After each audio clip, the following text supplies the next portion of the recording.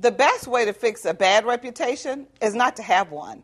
My name is Gloria Campbell. I'm with Advantage Training Systems located in St. Petersburg, Florida, telling you how you may be able to minimize or fix a bad reputation.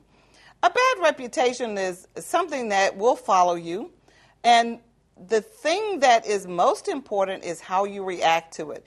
If, in fact, you have a bad reputation, maybe it was your fault, maybe it was just some rumor that someone started. Number one, decide that it's not going to happen again, that things are going to change, that something is going to be different. And then set your goal to make sure that whatever behaviors contributed to your getting a bad reputation, that you absolutely do not do that again.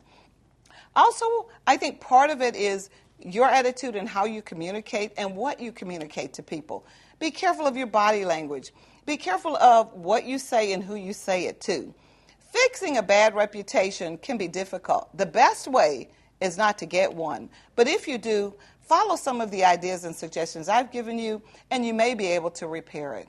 My name is Gloria Campbell. I'm with Advantage Training Systems located in St. Petersburg, Florida.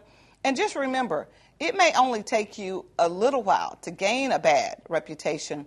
It's going to take you a much longer time to fix it.